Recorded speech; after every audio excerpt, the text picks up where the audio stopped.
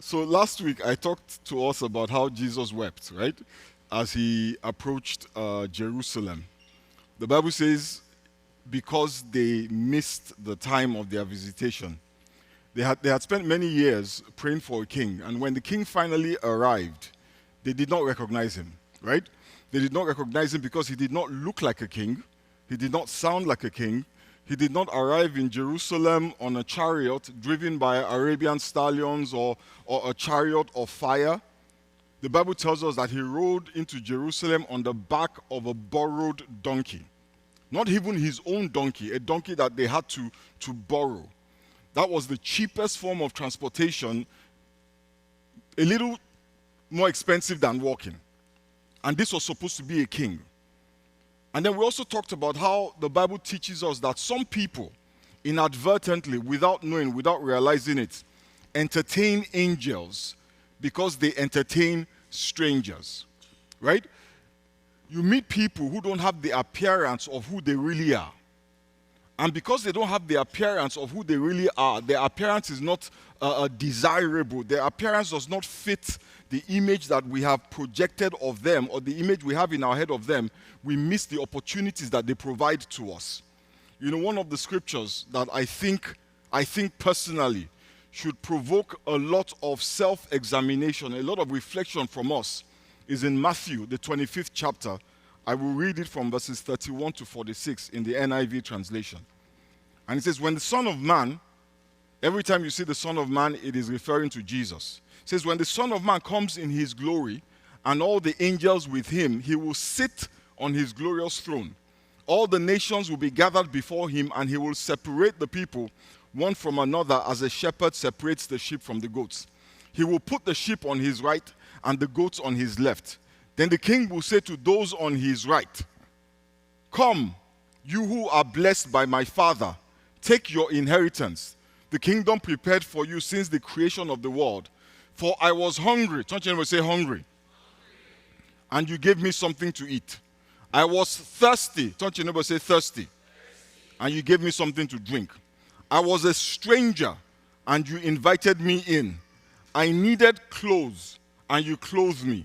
I was sick, and you looked after me. I was in prison, and you came to visit me.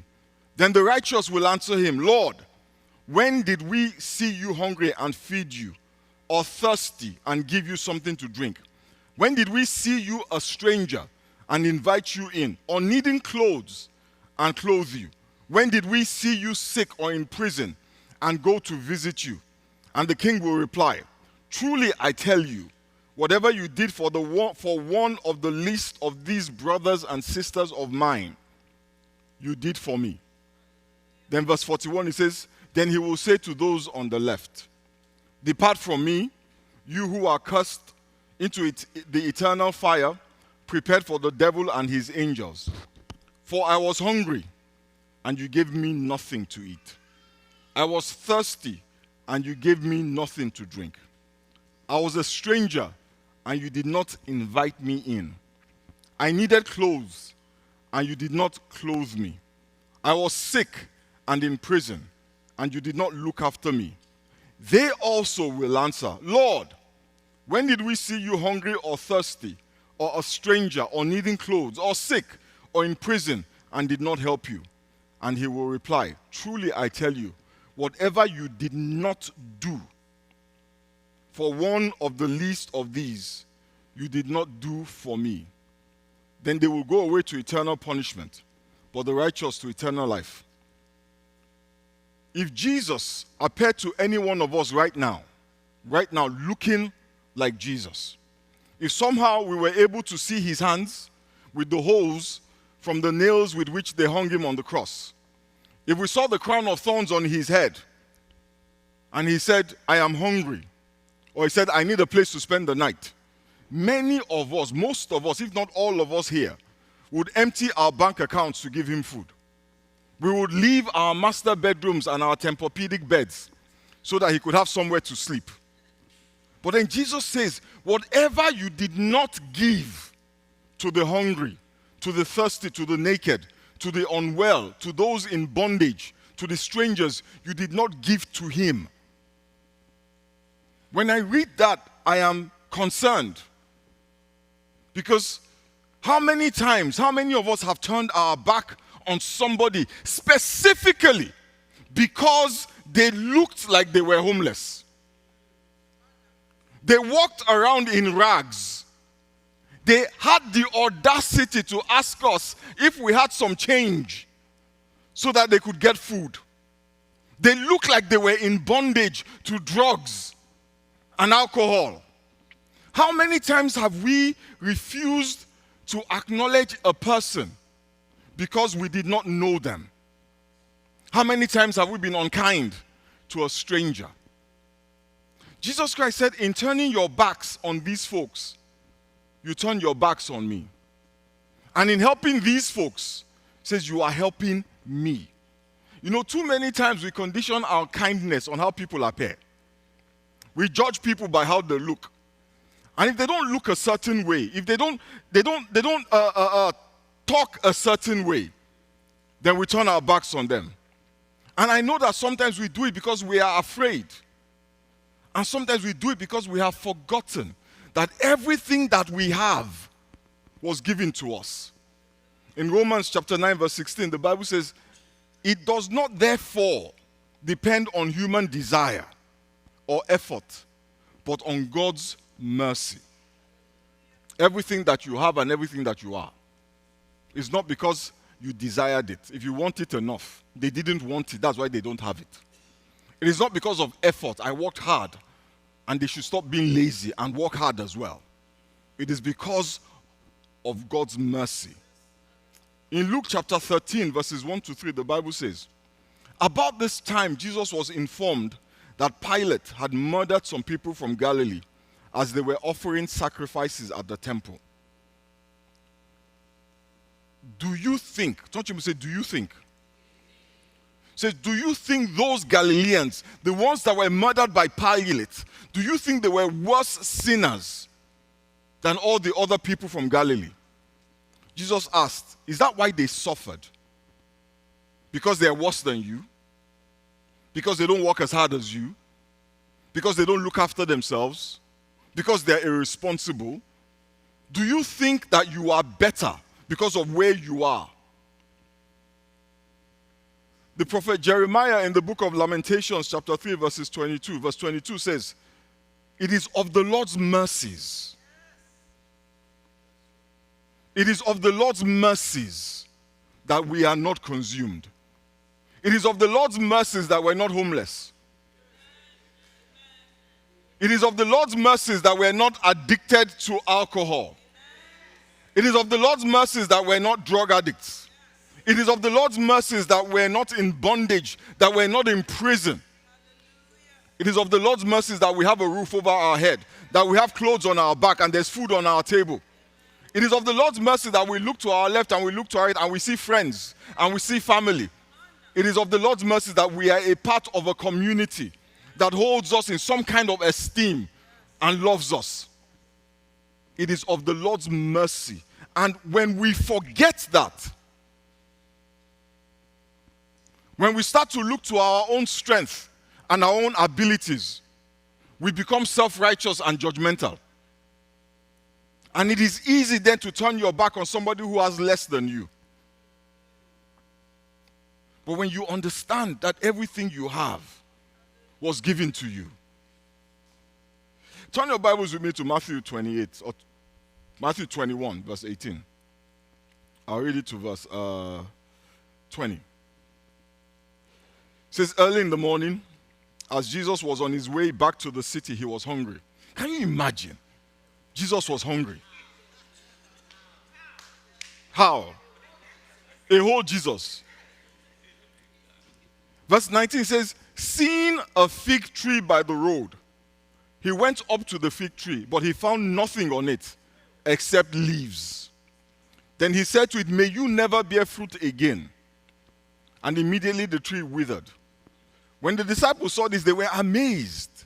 How did the fig tree wither so quickly? They asked. Jesus Christ, the Bible says, was hungry. He was hungry. And then he saw a fig tree, and the Bible says he walked up to the fig tree. But the fig tree had no fruit, only leaves. Right? The problem is this. I don't know if we know this, but a fig tree with leaves is a fig tree that should have fruit. The reason that he walked up to the fig tree was because he saw the leaves. Amen?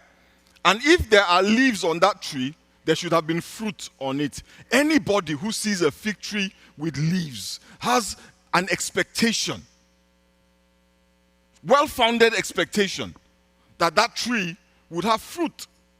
And Jesus came up to the fig tree, this particular tree, simply because it had leaves.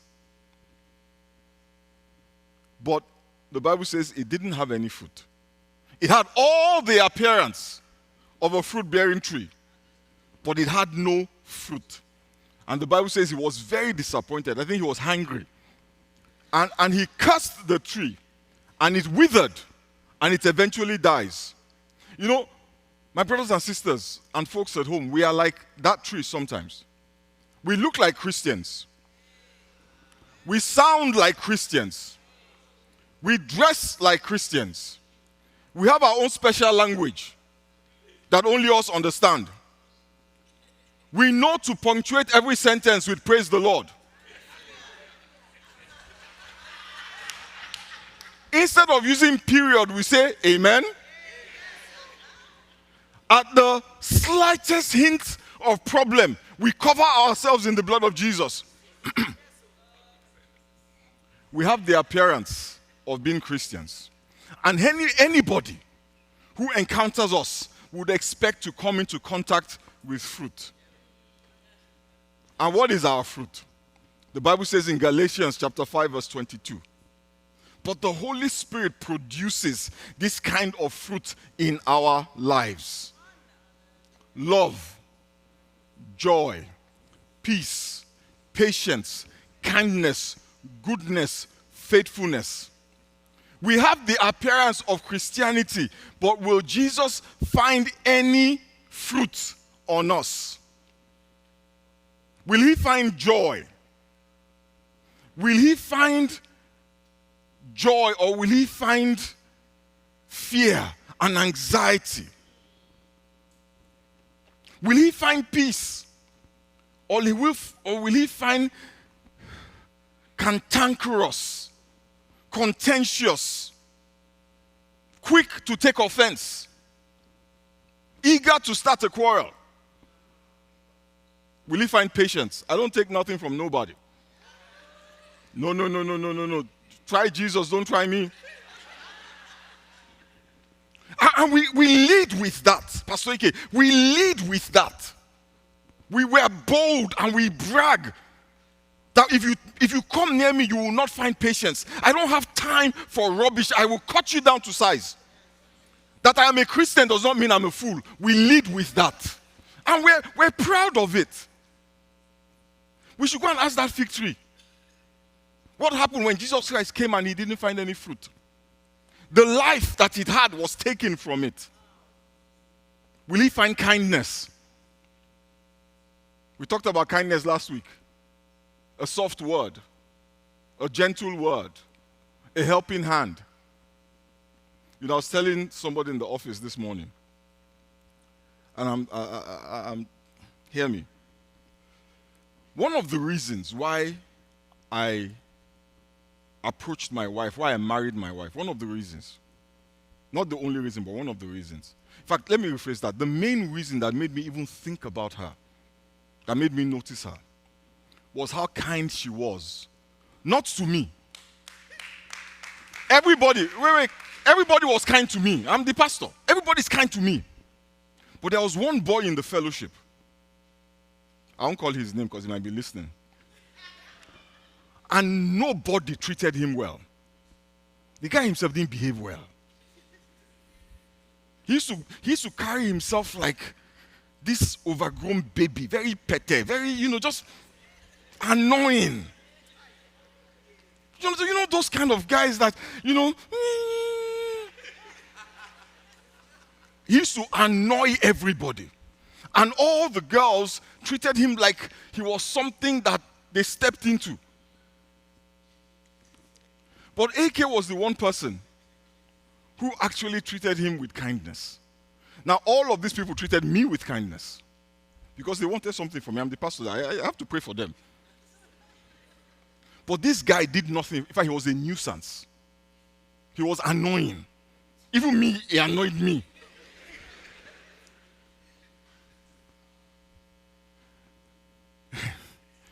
We are kind to people who we know and who we know can do something for us and who we know might be able tomorrow to do something for us. When we say you never know tomorrow, we're talking about people who have the appearance of potential support. But people who you look at and you know that in a million years, or you think in a million years, this one can do nothing for me. Will he find goodness? Will he find faithfulness? Somebody who, when they say, I will do A, they stick to it. What will he find? You know, these are the fruit that you would expect to see on a person that ends every sentence with hallelujah. These are the kind of fruit that you would expect to see on a person that speaks in tongues. Because the Bible says that we speak in tongues because of the Holy Spirit. And the Bible says that the fruit of the Spirit is this: love, joy, peace, patience, kindness, goodness, faithfulness. This is the kind of fruit you would expect to see from a person that claims to spend time in the Word of God. A person that goes to church. How do you go to church and nobody says hello to you? How do you come to church and you are not saying hello, hello, hello, hello, hello? Because you don't know anybody. But you come to church and you carry your face. Sister, just carry your face. Say, I just go to church. I don't want anybody to talk to me. I don't know anybody. I don't want anybody. That's how they'll be disturbing you every day. Next thing you know,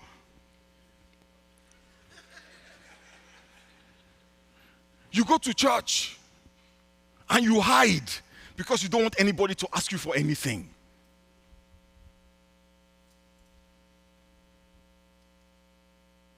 This is what you expect from a person who covers themselves in the blood of Jesus. Somebody who takes Holy Communion. Somebody that dresses like a Christian. Because all of these things that we have become very good at, they are the leaves. The hallelujahs are the leaves. The Bible study is a leaf. The coming to church is a leaf. The blood of Jesus is a leaf. By the way, let me not talk about the blood of Jesus. It's a leaf. Knowing all the gospel songs, it's a leaf. The fruit is how you behave. It is important for us to understand what the Bible says. In talking about Jesus Christ coming to the fig tree, I want you to understand something. The Bible says in Psalm 50 verse 12, if I were hungry, I would not tell you. If God needed anything, he would not come to us. So chances of Jesus himself appearing to you are slim. But he sends us the hungry. He sends us the thirsty. He sends us the naked. He sends us the unwell. He sends us those in bondage, and he sends us the strangers. And he looks at how we deal with them. He looks at how we interact with people who are addicted.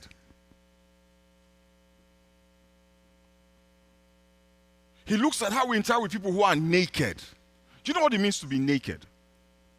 To be naked does not necessarily speak of a physical nakedness, but it is to be devoid of covering, to be exposed to the elements. When somebody is going through a fall, how do we deal with the person? When somebody is going through a challenge, when we hear gossip about what this person said and what this person did, how do we deal with them? Do we cover them? Or do we further naked them? What will they find? when they come to us. We need to understand, my brothers and sisters, that the fruit that delights the Lord is not in our appearance as Christians, but in how we treat the people. The people, my brothers and sisters, people that we meet. When was the last time you were kind to somebody you didn't know? When was the last time you were patient with somebody who tried you? When was the last time you were good? Just good. For no reason, just good. With no possibility of payback. Just good. I hope that the question we're all asking ourselves after this is, how do I then bear fruit? Because it is critical that we bear fruit. And Jesus Christ himself said in the book of John chapter 15, I'll read from verses 1 to 6, how we bear fruit. It says, I am the true vine, and my Father is the husbandman. Tell your neighbor, husbandman. It says, every branch in me that beareth not fruit, he taketh away. And every branch that beareth fruit, he purges it, he prunes it, that it may bring forth more fruit. Now you are clean. Don't you ever say you are clean? Hallelujah. It says, you are clean through the word with which I have spoken unto you. Abide in me, and I in you. As the branch cannot bear fruit of itself, except it abide in the vine, no more can you, except you abide in me. I am the vine, you are the branches. He that abides in me and I in him, the same bringeth forth what? Much fruit. For without me you can do nothing. If a man abide not in me, he is cast forth as a branch and is withered, and men gather them. Men gather them. Men gather them. There are lots of gathering. Lots of gatherings on Sunday mornings. Branches without life, without fruit. And he casts them into the fire, and they are burned. This is explicit. It almost doesn't require explanation. To bear fruit, you have to abide in him. And if you abide in him, he says you will bear fruit. Now, he didn't say we should cultivate fruit. Hallelujah. A branch does not cultivate fruit. It bears fruit. It is the husbandman, right? And husbandman is actually just an old English word for farmer. It is the farmer that cultivates the vine. And the branch, you and I, through the vine, Jesus Christ, bears the fruit. It is the farmer that provides nourishment for the vine. It is the farmer that ensures that there are no weeds choking the life out of the vine. The vine abides in the ground. And the branch abiding in the vine bears fruit. Jesus is the vine. Jesus is the vine. And when we abide in him, we will bear fruit. I grew up hearing that as a Christian, I needed to cultivate the fruit of the Spirit. I needed to walk at it. I needed to produce fruit. If I'm not producing fruit, there's something wrong with me. Listen, my brothers and sisters, and this is the problem.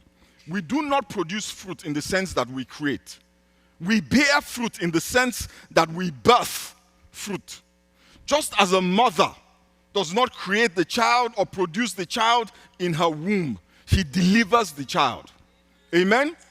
In the past, we used to look at the fruit of the Spirit as a character trait that we needed to cultivate through our effort. But Jesus says we bear it by abiding in him. We bear it by abiding in him. I want to ask you, I want you to ask yourself this morning as I close. If Jesus knocked at the door of your house, or the window of your car, or he's standing by the entrance of the grocery store, maybe you bump into him as you are on the sidewalk, and he's looking hungry and filthy from sleeping outdoors, unable to speak in a language that you understand, would he find fruit? Would he find kindness? Would he find patience? Would he find goodness? Or would he find excuses for why there are no fruit? What will he find? What will be his experience in his interactions with you?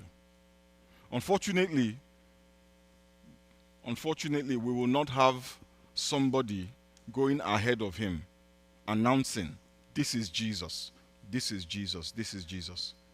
We will not get a memo saying when you go to Kroger tomorrow, that guy looking like not a lot, that is Jesus. You will not get an email. You will not get a heads up, as we say. But guess what? If you abide in him, he will never not see fruit on you.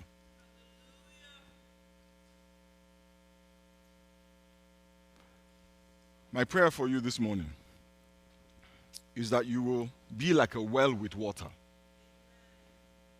and a cloud with rain. That you will be like a fig tree that has fruit. But you have to abide. Next week, I will finish this sermon series and I'll talk about what it means to abide and how to abide. Because it is critical that we abide. And many times what we think abiding is not. It is standing firm in the truth.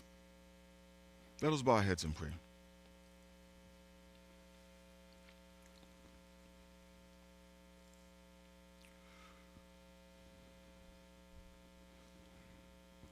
We often say, what would Jesus do?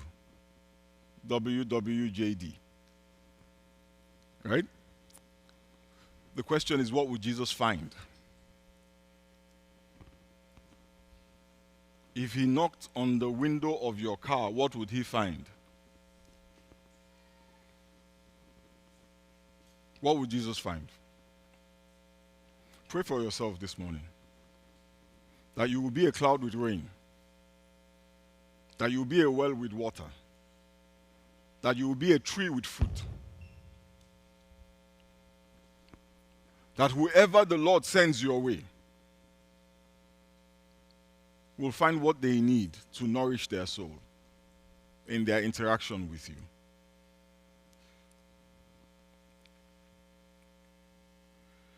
He says, all of this we cannot do by ourselves. We can only do through him. This morning, I want to just encourage anybody who's here. You don't have that relationship with Christ. You have never acknowledged that he died to pay for your sins. That is the first step to abiding. Acknowledging that his blood was shed on your behalf, that his life was taken instead of yours. And to do that, we say a prayer which you can repeat after me. Father, thank you. Thank you for sending your son to die for me. Thank you for taking his life in the place of mine. I accept the gift that you give me through his death. I accept that through him, all my sins have been paid for. I accept that through him, I am redeemed. I accept, Almighty God, the blessing that is the cross. Father, let all my sins be wiped away. My transgressions and my iniquities, Father, let them be washed away. Let my name be written in your book. Thank you for my adoption as a son. We give you praise and we give you glory. In the mighty and precious name of Jesus we have prayed. Amen. Praise the name of the Lord.